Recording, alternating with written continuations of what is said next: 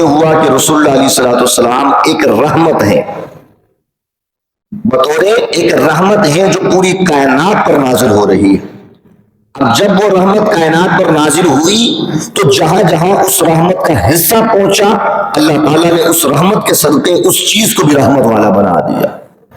وہ جس زمین پر قدم رکھا وہ زمین رحمت والی ہو گئی، جس کسی انسان سے تعلق بنایا وہ تعلق کی وجہ سے وہ انسان بھی رحمت والا ہو گیا۔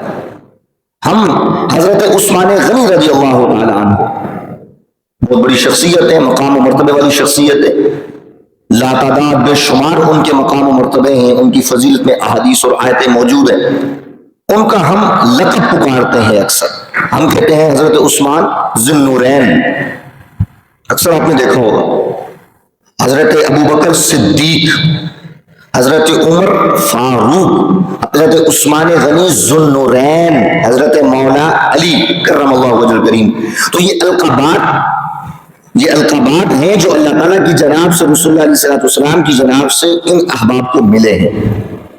تو اس کی کوئی نہ کوئی حکمت ہوتی ہے، ایسے انسان کسی کو لقب نہیں دے دیتا۔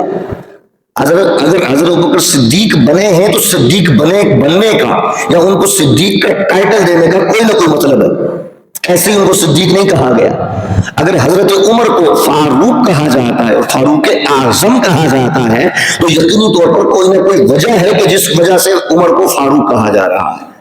تو حضرت عثمان غنی کو اگر ذی النورین کہا جا رہا ہے تو فرمایا اس کے اندر بھی بہت بڑی حکمت ہے۔ ذی النورین، نورین کا مطلب ہوتا ہے دو نور والا۔ جب ہم کہتے ہیں کہ نور والا، ذی النورین عربی میں کہتے ہیں جس کے پاس دو نور ہو، ایک نور والا ہو، دو نور والے ہوں، تین نور والے ہوں۔ تو جب کوئی انسان دو نور والا ہوتا ہے تو اس کو کہا جائے کہ ذو النورین، یعنی کہ معلوم یہ ہوا کہ حضرت عثمان غنی وہ ہیں کہ جو دو نور والے ہیں، دو نور والے ہیں۔ اب سوال پیدا ہوا کہ ان کو نور والا کہا کیوں جاتا ہے؟ قربان جائے کیوں کہا جاتا ہے؟ تو وجہ یہ ہے کہ صحابہ فرماتے ہیں آقا کریم علیہ السلام کی تھی 4 صاحبزادیاں۔ رسول اللہ علیہ السلام کو اللہ تعالیٰ نے 4 صاحبزادیاں عطا فرمائی۔ ایک کا نکاح حضرت زینب کا نکاح حضرت ابو العاص سے ہوا رضی اللہ تعالیٰ عنہ سے۔ باقی جو آپ کی 3 صاحبزادیاں تھیں، ایک کا نام سب سے چھوٹی کا حضرت فاطمہ الزہرا رضی اللہ تعالیٰ عنہ تھا، آپ کا نکاح ہوا حضرت مولا کائنات سے، ان کا مقام و مرتبہ بلند ہو گیا۔ تو باقی جو رسول اللہ کی 2 صاحبزادیاں تھیں، ایک صاحبزادی کا نکاح رسول اللہ نے عثمان غنی سے کیا۔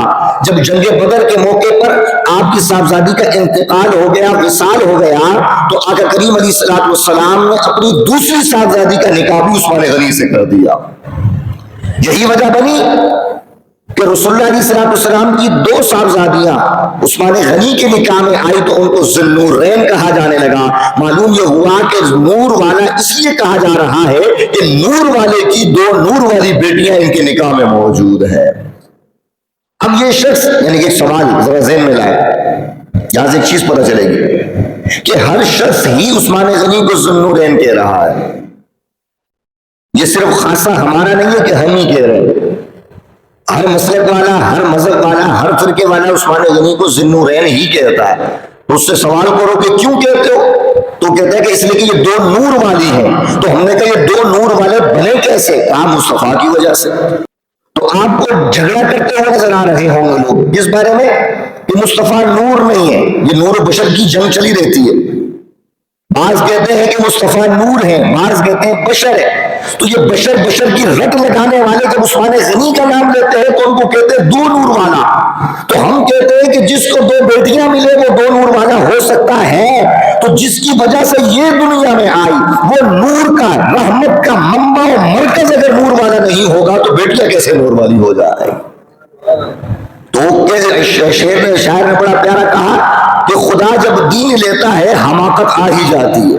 تو عثمان غنی ذی النورین والے ہو گئے، وہ مان گئے کہ 2 نور والے، لیکن جن کی وہ بیٹیاں جب ان کو کہا جائے کہ وہ نور ہے تو کہا جاتا ہے کہ نور نہیں، وہ تو بشر ہے۔ تو ہم نے کہا ذرا عقل سے سوچو کہ جو نور کا منبع مرکز ہو وہ نور والا کیسے نہیں ہو سکتا ہے؟ وہ نور بھی ہے، بشر بھی ہے۔ تخلیق کے لحاظ سے رسول اللہ نے فرمایا اللہ نے مجھے نور پیدا فرمایا، لیکن فرمایا جب دنیا میں بھیجنا تھا تو اللہ نے بشری لبادے میں اوڑھ کر دنیا کے اندر بھیج دیا۔ تو معلوم یہ ہوا کہ مصطفیٰ نور بھی ہیں بشر بھی ہیں. اگر نور ہے تو نوری مخلوق میں وہ کوئی نور مصطفیٰ کے نور کے برابر نہیں, اور اگر مخلوق میں بشر بن کے آئے ہیں تو بشر میں کوئی بشر مصطفیٰ کی مثل نہیں ہو سکتا. اب کوئی کہے کہ مصطفیٰ ہے تو بشر ہی نا, ہے تو بشر ہی, تو اگر ہم نے ان کو کہہ دیا کہ وہ ہمارے جیسے بشر ہے تو کیا غلط ہو گیا؟ قرآن میں اللہ نے یہی تو فرمایا, قل انما انا بشر مثلکم. اللہ فرمانا محبوب ان لوگوں سے کہہ دو کہ میں تمہارے جیسا بشر ہوں. تو اگر ہم نے کہہ دیا کہ مصطفیٰ ہم جیسے بشر ہیں, ہماری مثل ہے, تو اس میں کون سا گناہ ہو گیا, کون سی گستاخی ہو گئی؟ ہم یہی کہتے ہیں کہ مصطفیٰ ہمارے جیسے نہیں ہے. بعض لوگ شان و عظمت سے مصطفیٰ کی واقف نہیں ہے, تو وہ کہتے ہیں اللہ نے چونکہ کہہ دیا کہ یہ ہمارے جیسے بشر ہے, بس ہمارے جیسے بشر ہے. اور بظاہر نظر بھی آ رہا ہے کہ وہ ہماری طرح کھاتے ہیں, ہماری طرح پیتے ہیں, ہماری طرح چلتے پھرتے ہیں, زندگی گزارتے ہیں, بشری لوازمات جو ہوتے ہیں. تو کہا جائے کہ رسول اللہ علیہ السلام تو بشر ہیں, اس لیے کہ قرآن نے کہا. تو ہم کہتے ہیں کہ بشر مصطفیٰ نے دنیا کے مقابلے میں نہیں کہا. بشر کے اندر, مخلوق کے اندر تو ساری مخلوقات آ گئی. بھائی اللہ نے فرمایا مخلوقات, کہ جس طرح رسول اللہ مخلوق ہے اس طرح باقی لوگ بھی مخلوق ہیں. تو اگر ہم نے کہہ دیا کہ وہ ہم جیسے, تو اس میں غلط کیا ہو گیا؟ تو علماء نے سمجھانے کے لیے کیا غلط ایسے ہو گیا, ہم آپ کو بتاتے ہیں. اللہ کی مخلوق کے اندر شیر بھی پایا جا رہا ہے, اللہ کی مخلوق کے اندر فرشتہ بھی پایا جا رہا ہے. مخلوق ہونے کے لحاظ سے تو برابر ہے نا, پیدا اللہ نے کیا تو فرشتے کو بھی اللہ نے پیدا کیا اور شیر کو بھی اللہ نے پیدا کیا. تو تخلیق کے لحاظ سے, مخلوق ہونے کے لحاظ سے اللہ کے مقابلے میں تو مخلوق ہی ہے نا دونوں. اسی طرح دیگر جانوروں کو دیکھا جائے, جناتوں کو دیکھا جائے تو جنات بھی مخلوق ہیں. مطلب تخلیق کے لحاظ سے شیر بھی مخلوق, جنات بھی مخلوق, فرشتے بھی مخلوق. تو اگر ہم اس کو تشبیہ دے رہے ہیں تو مخلوق ہونے کے لحاظ سے دے رہے ہیں, گستاخی تو نہیں ہونی چاہیے. جس طرح یہ باقی مخلوق ہے, مصطفیٰ بھی تو مخلوق ہے, ہم بھی تو مخلوق ہیں. تو لہٰذا اگر ہم نے کہہ دیا کہ ہم مصطفیٰ ہمارے جیسے ہیں تو مخلوق ہونے کے لحاظ سے ہم نے کہا, تو ہم نے کہا کہ شان و عظمت مصطفیٰ کے لائق یہ نہیں ہے. اس لیے کہ آپ کے والد ہوں, آپ کے آبا و اجداد ہوں, ہم کہیں کہ مخلوقات کے اندر تو شیر بھی پایا جا رہا ہے, مخلوقات کے اندر تو کتا بھی پایا جا رہا ہے, مخلوقات کے اندر تو خنزیر بھی پایا جا رہا ہے, اللہ کی مخلوق اور تخلیق کے اندر تو سانپ بھی پایا جا رہا ہے. اگر ہم یہ کہیں کہ آپ کے والد کتے کے جیسے, اگر ہم یہ کہیں کہ آپ کے والد خنزیر کے جیسے, تو آپ کو برا لگے گا. آپ کہیں گے آپ نے میرے والد کو خنزیر کے ساتھ ملا دیا. تو ہم کہیں مخلوق ہونے کے لحاظ سے تو برابر ہے. اب تکلیف کیوں ہو رہی ہے آپ کو؟ اللہ نے خنزیر کو بھی پیدا کیا تخلیق کے لحاظ سے, آپ کے والد کو بھی پیدا کیا تخلیق کے لحاظ سے, تو تکلیف تو نہیں ہونی چاہیے. تو کہا تکلیف اس لیے ہو رہی ہے کہ اگرچہ تخلیق کے لحاظ سے دونوں برابر ہیں, لیکن مقام و مرتبہ دونوں کا الگ ہے. وہ مخلوق اسفل ہے, انسان میرا والد اشرف المخلوقات ہے, لہذا تخلیق ہونے کے لحاظ سے برابر ہے. لیکن چونکہ آپ ملا رہے ہیں, تشبیہ اور مثل دے رہے ہیں ایک ایسی چیز کے ساتھ جو ہے تو مخلوق لیکن اسفل ہے, تو لہذا یہ میرے والد کی توہین ہو رہی ہے, میرے والد کی توہین ہو رہی ہے. آپ ایک مخلوق کے ساتھ اس کو ملا رہے ہیں, تو ہم نے کہا یہی توہین مصطفیٰ کے ساتھ ہو رہی ہے کہ آپ بھی مخلوق ہیں, مصطفیٰ بھی مخلوق ہے, لیکن آپ کا مخلوق ہونا مصطفیٰ کی مخلوق ہونے کے لحاظ سے ہے. اللہ نے قرآن میں فرمایا قل انما انا بشر مثلکم, اے محبوب ان لوگوں سے کہہ دو کہ میں تمہارے جیسا بشر ہوں, تمہارے جیسا انسان ہوں. تو اس کا مطلب کیا کہ تم یہ کہنے لگ جاؤ گے مصطفیٰ ہمارے جیسے, کیا یہ کہنے لگ جاؤ گے؟ تو کافر کیا کہیں؟ اللہ نے قرآن میں یہ ارشاد فرمایا تھا, مفسرین فرماتے اللہ نے آیت کیوں نازل کی, کیوں اللہ نے فرمایا کہ محبوب ان سے کہہ دو میں تمہارے جیسا بشر ہوں؟ فرمایا اس لیے کہ موسیٰ علیہ السلام, عزیر علیہ السلام, یہودیوں نے عزیر علیہ السلام کو خدا کا بیٹا کہنا شروع کر دیا. کیوں کہا؟ سوال پیدا ہوا. یہودیوں نے کہا عزیر علیہ السلام خدا ہے, وہ خدا کے بیٹے ہیں. تو ہم نے سوال کیا بھائی کیوں کہا, کیا چیز دیکھی, کون سی ایسی چیز دیکھی تھی جس کی وجہ سے انہوں نے عزیر علیہ السلام کو خدا کا رتبہ دے دیا؟ کہا اس لیے کہ وہ کئی ہزار سال تک سوئے رہے تھے, اور جب وہ نیند سے بیدار ہوئے تو کئی ہزار سال کا عرصہ گزر چکا تھا, لیکن ان کے جسم کے اندر کوئی تبدیلی نہیں آئی. تو انہوں نے جب یہ معجزہ دیکھا ان کا تو وہ بھٹک گئے. تو انہوں نے کہا یہ کمال تو صرف خدا کا ہو سکتا ہے, تو انہوں نے خدا کا بیٹا کہنا شروع کر دیا. عیسائیوں سے پوچھیں کہ انہوں نے خدا کا بیٹا کیوں کہا عیسیٰ علیہ السلام کو, کون سی ایسی معجزہ دیکھا، کون سا ایسا کمال دیکھا کہ اے عیسائیوں تم نے عیسیٰ علیہ السلام کو خدا کا بیٹا کہنا شروع کر دیا؟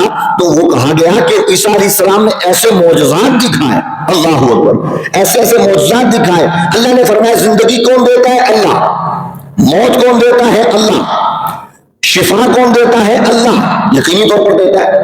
جب اللہ شفا دیتا ہے تو عیسیٰ علیہ السلام کے وجود کے اندر انہوں نے دیکھا کہ کوئی بھی مرض لا علاج ان کے پاس آتا تھا، وہ اپنا ہاتھ رکھتے تھے، اللہ ہاتھ کی برکت سے شفا عطا فرما دیتا تھا۔ تو کہا شفا تو اللہ دیتا ہے، کہا زندگی کون دیتا ہے؟ خدا دیتا ہے۔ موت کون دیتا ہے؟ خدا دیتا ہے۔ عیسیٰ علیہ السلام کو اللہ نے ایک طاقت عطا فرمائی، تو کسی بھی مردے کو جا کر حکم دیتے تھے کہ قم باذن اللہ، اللہ کے حکم سے زندہ ہو جا، فرمایا وہ مردہ قبر کے اندر سے نکل کر زندہ ہو جایا کرتا تھا۔ تو یہ صفات کس کی ہے؟ یہ تو خدا کی صفات ہے۔ اللہ نے فرمایا شفا اللہ دیتا ہے، زندگی موت خدا کے ہاتھ میں ہے۔ تو یہ ساری صفات عیسیٰ میں پائی جا رہی ہیں، تو اس لیے ہم نے خدا کہنا شروع کر دیا۔ اللہ نے فرمایا ان تمام نبیوں کی معجزات دیکھ کر ان کے ماننے والے گمراہ ہو گئے۔ کسی نے خدا کہنا شروع کر دیا، کسی نے خدا کا بیٹا کہنا شروع کر دیا۔ کہا اے مصطفیٰ، آپ کا مقام و مرتبہ تو ہم نے تمام انبیاء سے بڑھ کر رکھا ہوا، ہر ایک سے بڑھ کر رکھا ہوا ہے۔ کسی کو ہم نے 10 معجزات عطا فرمایا، کسی کو ہم نے 5 دیے، کسی کو 100 دیے۔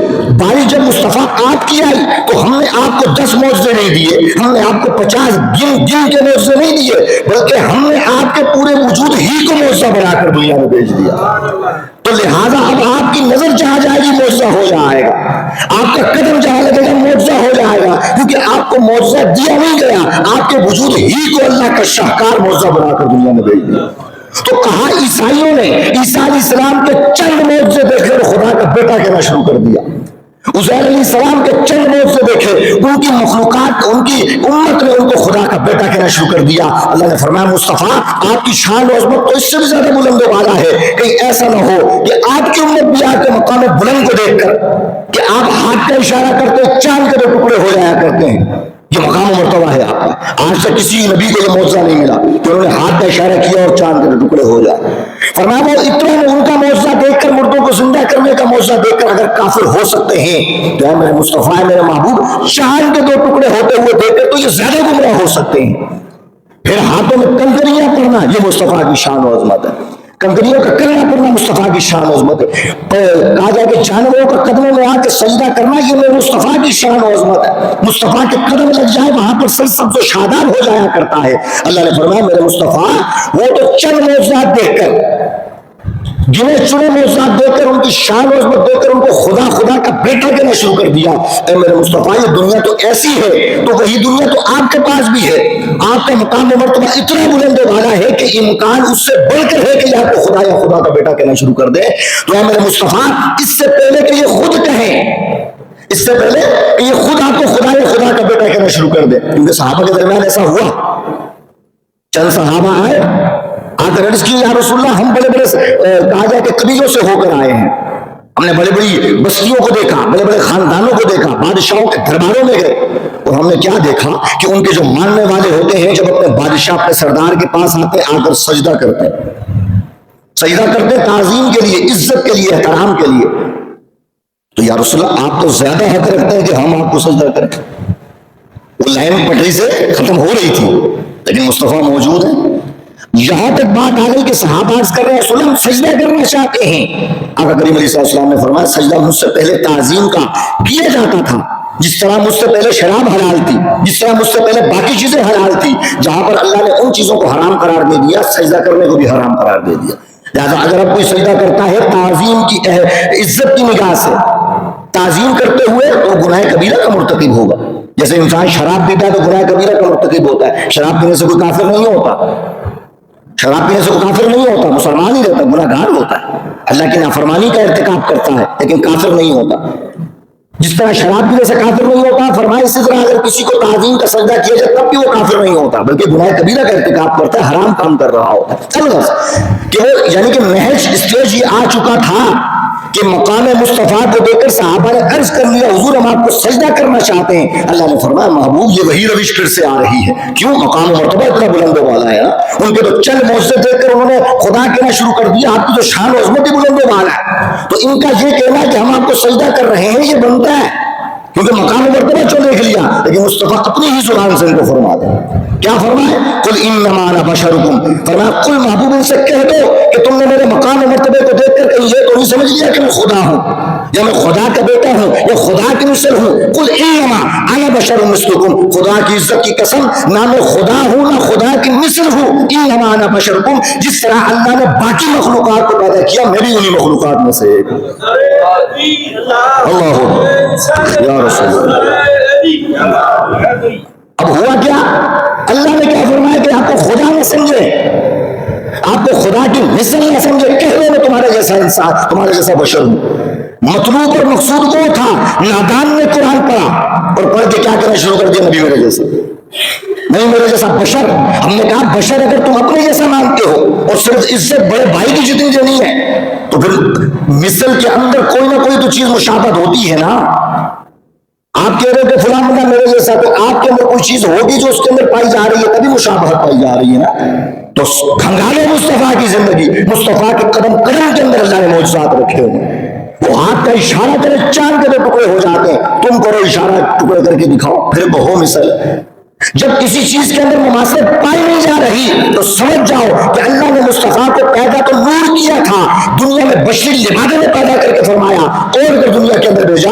معلوم یہ ہوا کہ اگر نور پیدا کیا ہے تو نوری مخلوق میں مصطفیٰ کے نور کے برابر کوئی نہیں ہو سکتا. اگر بشری لبادے میں دنیا میں آئے ہیں تو بشر کے اندر سے کوئی مصطفیٰ کے برابر نہیں ہو سکتا. تو یہ ساری چیزیں آپ کو کون بتائے گا؟ یہ علماء بتائیں گے.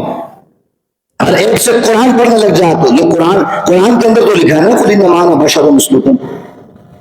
ایک بندہ جس نے اس کو پڑھ کر کہا نبی میرے جیسا، ایک بندہ جس نے پڑھ کر کہا نبی خدا کے جیسا. نہیں، فرق ہے بھائی، زمین و آسمان کا فرق ہے. اگر آپ کو قرآن ہی پڑھنا ہے ہر ایک سے پڑھ لے. یہ ایک میت ہمارے اندر پائی جا رہی ہے، قرآن ہی پڑھنا ہے، کیا ہو گیا؟ فلاں بندے سے پڑھ لیتے. قرآن ہی پڑھنا ہے، قرآن تو سب کا ایک جیسا ساز ہے. قرآن کے اندر تو کوئی تبدیلی نہیں ہے. ہم نے کہا تبدیلی نہیں ہے، لیکن پڑھانے والے میں فرق ہے. پڑھانے والے میں فرق ہے. قرآن تو قادیانی مرزائی بھی پڑھ رہا ہے، ویسے ہی پڑھ رہے جیسے آپ پڑھ رہے ہیں. تو کیا قادیانی سے قرآن پڑھا گیا؟ نہ اس کو کہو گے میرے بچوں کو قرآن پڑھا لو. کیوں نہیں؟ کہا کہ اس کا عقیدہ ٹھیک نہیں ہے، مصطفیٰ کو آخری نبی نہیں مانتا.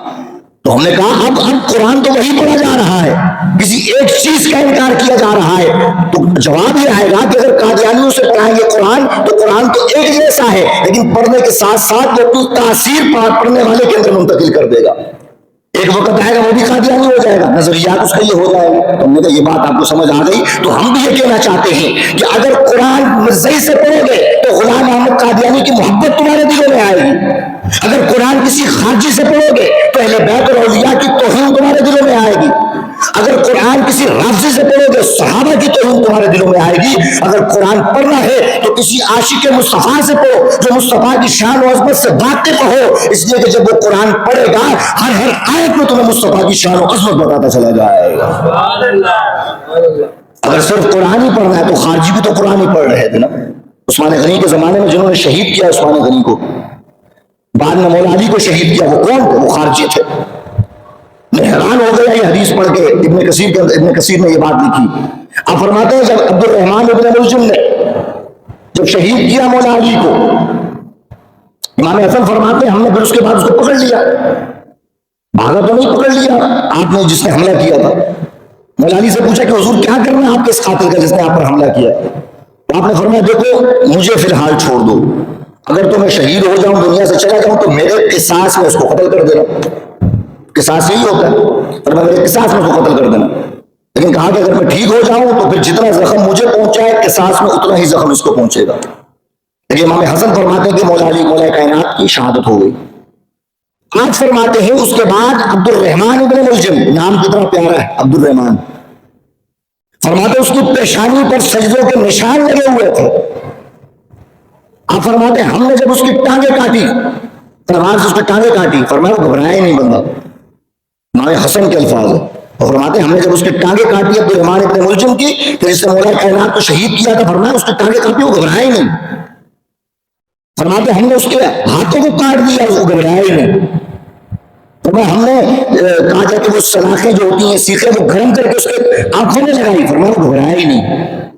اتنی ہمت، اتنا اس کے اندر تحمل اور صبر اور برداشت. آپ فرماتے ہیں پھر ہم نے کہا کہ اس کی زبان کاٹو. جب اتنا سب کرنے کے بعد ہم نے کیا کہا کہ اس کی زبان کاٹو. اب فرماتے جب ہم اس کی زبان کاٹنے کے لیے آگے بڑھے تو وہ گھبرا گیا. ہم نے ایسا فرماتا وہ گھبرا گیا. ہم نے اس سے پوچھا تیری ٹانگیں کاٹ دی گئی, گھبرایا نہیں. تیرے ہاتھ کاٹ دیے گئے, گھبرایا نہیں. تیری آنکھوں میں گرم سرائیاں پھیر دی گئی, گھبرایا نہیں. یہ زبان کاٹنے کی وجہ سے تم گھبرا گیا. اس نے کہا زبان کاٹنے کی وجہ سے اس لیے گھبراتا ہوں, گھبرا گیا ہوں کہ میں نہیں چاہتا کہ اللہ کا یعنی کہ اس دنیا کے اندر میں ایک سانس بھی لوں تو اللہ کے ذکر سے غفلت میں لوں. کہا کہ اللہ کے ذکر سے غفلت میں میرا ایک سانس بھی گزرے مجھے گوارا نہیں ہے. تم نے ٹانگیں کاٹ دی, مجھے گوارا نہیں تھا, میں زبان سے اللہ کا ذکر کر رہا تھا. اللہ اکبر. اور ہے کون؟ مولا علی کا قاتل, مولا علی کو شہید کرنے والا. اس نے فتویٰ کیا دیا تھا کہ معاذ اللہ مولا علی کافر ہے. تو اس نے تورات اور انجیل پڑھ کے فتویٰ دیا تھا. اس نے تورات اور صحیفے پڑھ کے کہا تھا کہ مولا علی کافر ہے. اس نے قرآن پڑھ کے کہا تھا کہ مولا علی کافر ہے معاذ اللہ. اس نے قرآن پڑھ کے کہا تھا میرے معاویہ کافر ہے معاذ اللہ. بڑے بڑے صحابہ کو ان لوگوں نے خارجیوں نے کہا کہ یہ سارے کافر ہیں. تو جب عبداللہ بن عباس رضی اللہ تعالیٰ عنہ یا غالباً عبداللہ بن عمر جب ان سے مناظرہ کرنے کے لیے گئے کہ تم کافر کیوں کہہ رہے ہو, تو عبداللہ بن عباس فرماتے ہیں کہ جب ان کے پاس گیا تو میں گھبرا گیا. کیوں؟ حالانکہ وہ صحابہ نہیں تھے, صحابی تو یہ تھے. فرماتے میں گھبرا اس لیے گیا کہ میں ان کی عبادتوں کو دیکھ رہا ہوں, میں ان کی نمازوں کو دیکھ رہا ہوں. وہ قرآن پڑھتے چلے جا رہے ہیں, روزے رکھتے چلے جا رہے ہیں, سجدے کرتے چلے جا رہے ہیں. لیکن فرماتا میں حیران ہو رہا تھا کہ یہ کیسا قرآن پڑھ رہے ہیں, قرآن پڑھ کے جن پر قرآن نازل ہوا ان کی تکفیر کر رہے ہیں. تو ہم نے کہا بات وہی تھی, یہ مت اپنے دماغ سے نکال دو کہ قرآن ہر ایک سے پڑھنا. جب قرآن پڑھو گے کافر بندے سے یا تکفیری سوچ رکھنے والے سے تمہیں سارے کافر نظر آنا شروع ہو جائیں گے. عبداللہ بن عباس نے بھی قرآن پڑھا, ان خارجیوں نے عبد الرحمان نے بھی قرآن پڑھا. لیکن کیا ہے کہ عبداللہ بن عباس مولا علی کے معتقد ہیں, ان کی عزت ان کی شان و عظمت کے قائل ہیں, ان کے ماتحت کھڑے ہیں نسبت مصطفیٰ کی وجہ سے. اور وہاں پر وہ ڈائریکٹ قرآن پڑھ رہا ہے, نہ جانے اس سے کس سے قرآن پڑھا. یقینی طور پر اس نے ایسے شخص سے قرآن پڑھا ہوگا جس کے دل میں صحابہ کا بوس پایا جا رہا ہو, جس کے دل میں اہل بیت کی نفرت پائی جا رہی ہوگی. تبھی ایسے شخص سے قرآن پڑھنے کے بعد وہ اس اسٹیج پر آ گیا, اس لیول پر آ گیا کہ مولا علی کو شہید کرنے پر آ گیا. تو لہٰذا میرے دوستوں بزرگوں, یہ اپنے دماغ سے یہ مت, یہ ایک کانسیپٹ ختم کر دیں کہ قرآن پڑھنا ہے کس سے بھی پڑھا لیں. خدا کی عزت کی قسم, جس سے قرآن پڑھا ہوگا ایک عرصے کے بعد دیکھنا کہ اس کی تاثیر, اس کی جھلک تمہیں اس کے اندر نظر آ رہی ہوگی. اپنے بچوں کو خود بھی قرآن پڑھنا ہے تو کسی ایسے بندے سے پڑھاؤ کہ جس کے دل کے اندر اللہ نے عشق مصطفیٰ رکھا ہوا ہے. پھر تمہیں وہ بتائے گا کہ قرآن کے ایک حرف کے اندر مصطفیٰ کی شان کیا ہے. وہ تمہیں بتائے گا کہ قل انما انا بشر مثلکم کا مطلب کیا ہے. وہ تمہیں بتائے گا کہ والضحیٰ واللیل اذا سجیٰ کا مطلب کیا ہے.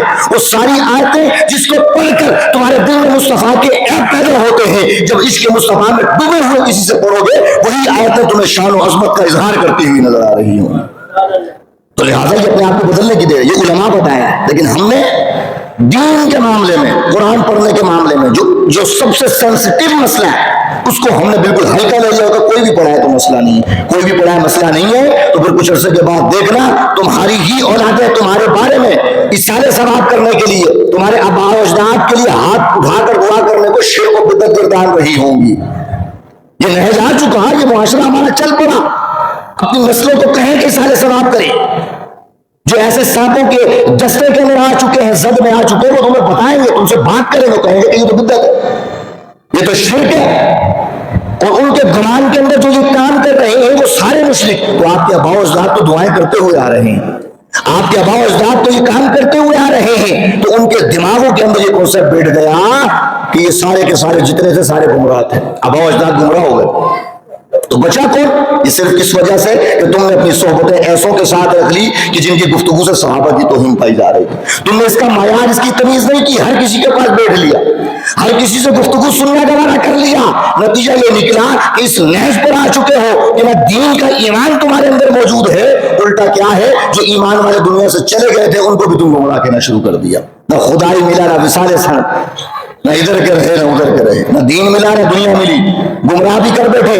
رسول اللہ کا فرمان موجود ہے کہ جو بندہ کسی کو کافر کہتا ہے اور وہ کافر نہ ہو تو کفر لوٹتا ہے کہنے والا کافر ہو جاتا ہے. آج کفر کی منڈی لگی ہوئی ہے, ہر ریڈی پہ کام کرنے والا کفر کے فتوے لگا رہا ہے, کریانہ اسٹور پر کام کرنے والے کفر کے فتوے لگا رہے ہیں. تو رسول اللہ کا فرمان سچ نہیں ہے کہ کفر لوٹے گا.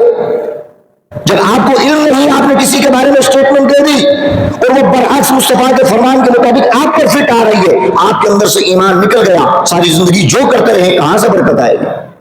کہاں سے آپ کے کاروبار میں برکت آئے گی؟ کہاں سے آپ کے گھر کے اندر رحمتوں کا نزول ہوگا؟ آپ کے وجود کے اندر چین و اطمینان کیسے آئے گا؟ اس لیے کہ آپ نے اس لیول کے اندر، اس کیٹیگری کے اندر قدم رکھنا شروع کر دیا جہاں پر آپ کی مہارت نہیں تھی۔ تو لہٰذا علماء کے ساتھ جڑے میرے دوستوں بزرگوں۔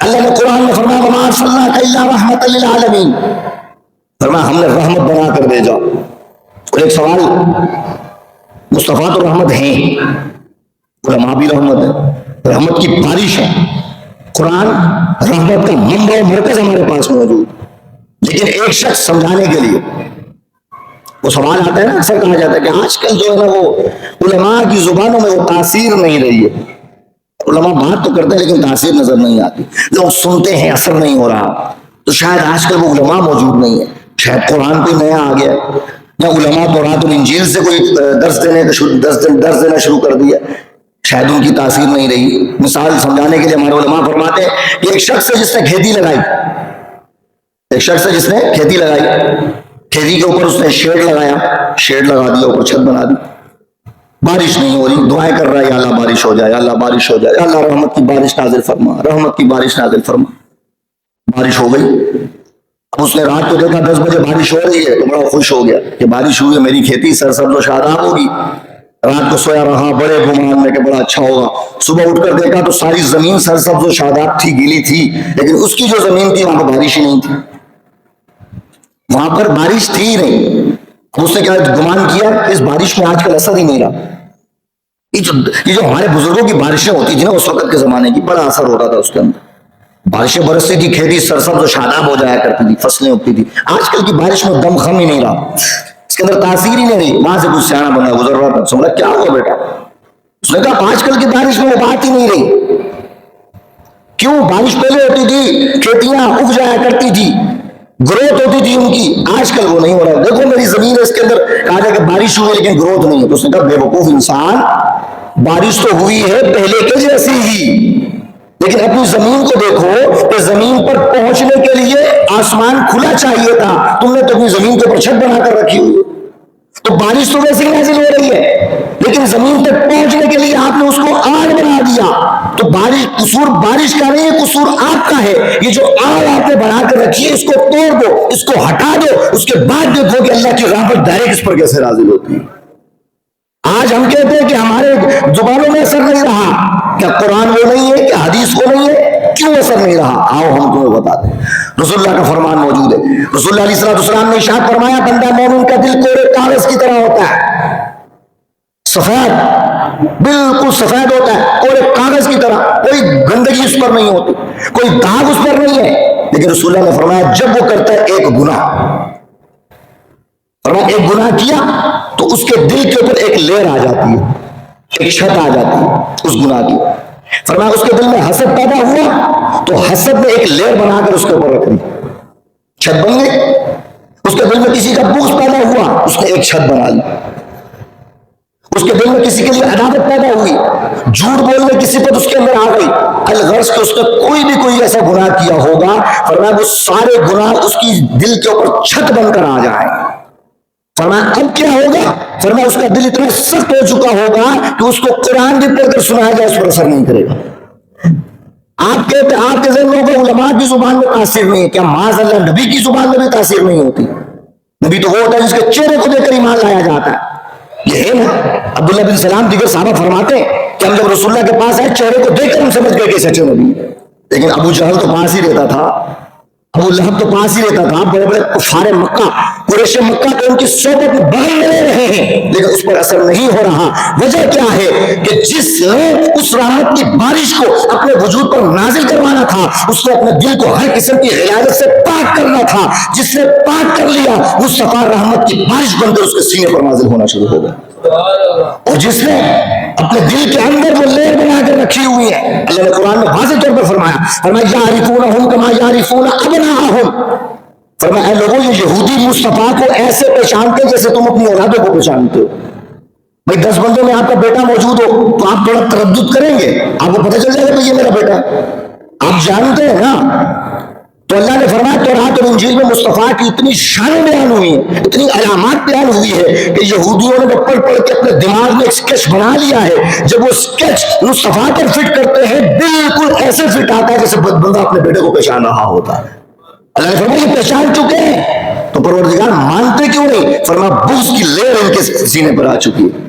یہ حسد کی کہ نبی ہم میں سے کیوں نہیں آیا، یہ قریشیوں میں سے کیوں آ گئے، یہ عرب میں کیسے آ گئے، یہ بدو صحابی یہ ان پڑھ لوگوں کے درمیان اللہ نے نبی کیوں بنا دیا، نبی تو ہمارے میں سے آنا چاہیے تھا. فرمایا یہ حسد کی ایک چھتری تھی جو ان کے سینے پر آ گئی، ان کے دل پر آ گئی. اب فرمایا مصطفیٰ کی جو بارش ہے جو ہر ایک کے لیے رحمت ہے وہ ان کے لیے رحمت نہیں بن رہی ہے. تو آج میرے دوستوں بزرگوں، آج آپ کو قرآن سمجھ نہیں آ رہا، یہ تھرمامیٹر دیا آپ کو میں نے، محاسبہ کریں اپنا کہ آج آپ کو قرآن سمجھ نہیں آ رہا، آج آپ کو علماء کی باتیں سمجھ نہیں آ رہی. حالانکہ وہ بیان قرآن ہی کر رہے، تورات اور انجیل بیان نہیں کر رہے کہ آپ کا اعتراض ہو، کبھی تورات سے بیان کر رہے اس لیے سمجھ نہیں آتا، انجیل بیان ہو رہی ہے اس لیے سمجھ نہیں آتا، ہو سکتا ہے اعتراض ہو، لیکن بیان بھی قرآن ہو رہا ہے، بیان بھی حدیث ہو رہی ہے، مصطفیٰ کی شان و عظمت کے ترانے لاتے جا رہے ہیں، لیکن دل میں یہ آ رہا ہے کہ اثر نہیں ہو رہا. تو اثر اس بارش کے اندر نہیں ہے، قصور اس بارش کا نہیں ہے. قصور کس کا ہے؟ قصور آپ کے دل کا ہے. رحمت کی بارش تو بالکل چھما چھم برس رہی ہے، لیکن آپ نے کہیں نہ کہیں حسد کی چھتری اپنائی ہوئی ہے، آپ نے کہیں نہ کہیں بغض کی چھتری اپنے دل کے اوپر لگا کر رکھی ہوئی ہے. جو رحمت کی بارش ہوتی تو ہے لیکن سینے پر نازل نہیں ہوتی. اگر آپ چاہتے ہیں کہ قرآن کا نور آپ کے سینے میں نازل ہو، دھیان کرو اپنے دلوں کے اندر کس کے لیے بغض لگا کر بیٹھے. آپ کے اندر کسی کے لیے بغض ہے، آپ کے دلوں کے اندر عداوت ہے، آپ کے اندر حسد ہے، آپ کے اندر لالچ حرص پایا جا رہا ہے. یہ ساری چیزیں رکھنے کے بعد، یہ اتنی بڑی چھت بنانے کے بعد آپ قصور بارش کو نہ دیں بلکہ اس چھتری کو ہٹائیں. جہاں جہاں چھتری ہٹتی چلی جائے گی اللہ کی رحمت کی بارش کا نزول ہوگا، نور کا پودا لگنا شروع ہو جائے. حضرت حنظلہ ابوبکر صدیق فرماتے کئی دن سے میرے پاس نہیں آ رہے تھے، جب میں نے گھر میں جا کر پوچھا تو انہوں نے کہا نافق الحنظلہ، اور میں حنظلہ منافق ہو گیا. آپ نے جا کر رسول اللہ سے عرض کیا رسول اللہ حنظلہ تو کہہ رہے میں منافق ہو گیا. فرمایا تو رسول اللہ نے فرمایا جتنے ایمان کا نور اس کے سینے میں موجود ہے وہ منافق ہو ہی نہیں سکتا. یہ گواہی کون دے رہا ہے؟ مصطفیٰ دے رہے ہیں، ابوبکر صدیق گواہی دے رہے ہیں. جو مصطفیٰ کی زبان سے نکلا وہ الفاظ مصطفیٰ کے نہیں ہیں. ان هو الا وحی یوحی، اللہ نے قرآن میں وعدہ فرمایا اور یہ تاکید کی مسلمانوں کو کہ مصطفیٰ کی زبان سے جو نکلتا ہے مت سمجھنا مصطفیٰ بول رہے ہیں. ان هو الا وحی یوحی، زبان مصطفیٰ کی ہوتی ہے، کلام خدا کا ہو رہا ہوتا ہے. ان هو الا وحی یوحی، تو معلوم یہ ہوا خدا نے کہا کہ حنظلہ منافق نہیں ہے، لیکن وہ کہہ رہے منافق ہو گئے. جب بلایا گیا تو پوچھا کیسے منافق ہو گئے؟ کہا حضور آپ کی خدمت میں ہوتے ہیں تو ایمان مستحضر ہوتا ہے، دل کرتا ہے نیکیاں کریں، دل کرتا ہے گناہوں سے دور ہو جائیں، دل کرتا ہے جہاد کریں، اللہ کے حکم پر عمل کریں، یہ سارے معاملات کریں. لیکن یا رسول اللہ یہاں سے اٹھ کر جب دنیا میں جاتے ہیں تو ذہن بدل جاتا ہے، ذہن بدل جاتا ہے، دنیا داری میں مشغول ہو جاتے ہیں. اس طرح وہ ایمان کا لیول یا کیفیت نہیں ہوتی جیسی یہاں پر ہوتی ہے. تو یا رسول اللہ یہی تو منافقت ہوتی ہے نا. اب صحابہ رسول اللہ سے سن کر اس تھرمامیٹر پر خود کو ماپ رہے ہیں، اس سانچے پر خود کو ماپ رہے ہیں کہ ہم تو منافق نہیں ہیں. آج یہاں پر ہمارا حال کیا ہے؟ وہ ساری منافقین کی علامات ہم سنتے ہیں. علماء بیان کرتے ہیں یزید کی یہ علامت ہے، یزیدی سوچ و فکر رکھنے والے کی یہ علامات ہے، منافقین کی یہ علامات ہے، مشرکین کی یہ علامات ہیں. ہم وہ سارا سن کے ایک بم سا بنا کر اس کو ایک کاجا کے تھرمامیٹر بنا کر دنیا کو اس کو سانچ رہے ہوتے ہیں. امام صاحب نے کہا تھا یہ 4 منافقین کی علامت ہے، تیرے میں پائی جا رہی ہیں تو منافق ہے.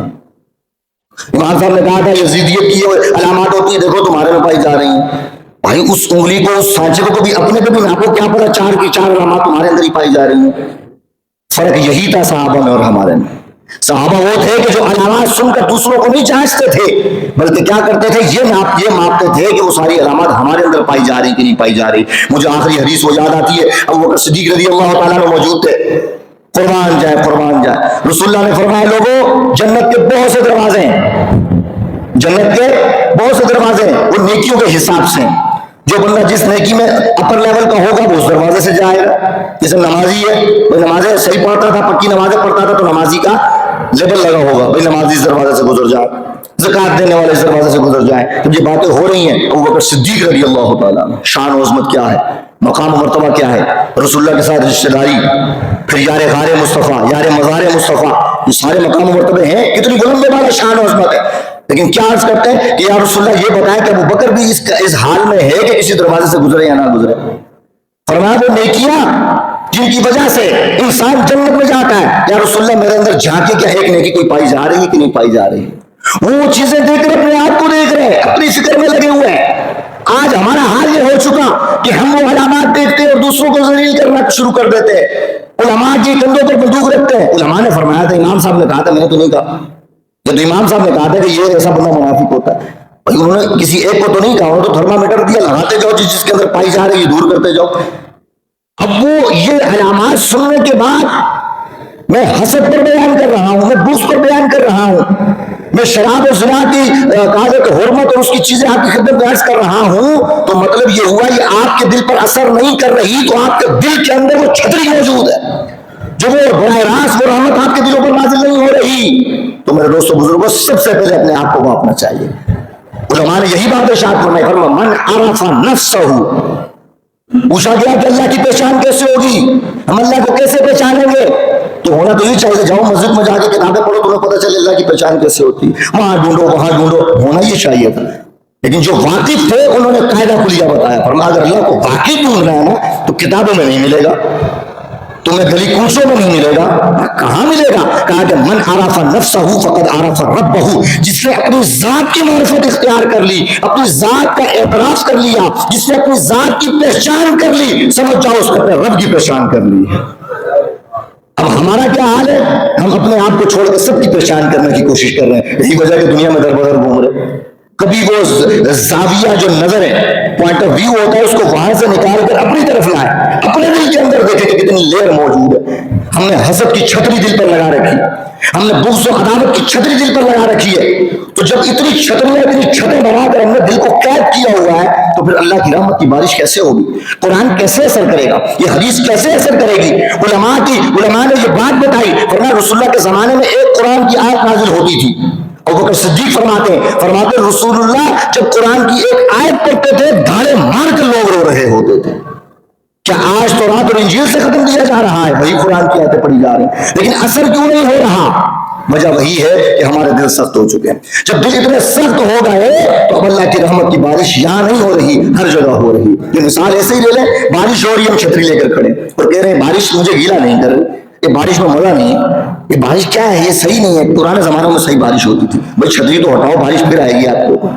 تو یہ اپنے وجود کے اندر سے چھتریاں نکالیں، اپنے دلوں کو صاف کریں، وہ ساری علامات اسباب دوسروں میں دیکھنے کی بجائے اپنے اندر دیکھیں۔ خدا کی عزت کی قسم، جب یہ دل ہر چیز سے سختی سے پاک ہو جائے گا، ایک لفظ پڑا جائے گا، اللہ دل کو نور سے منور فرما دے گا۔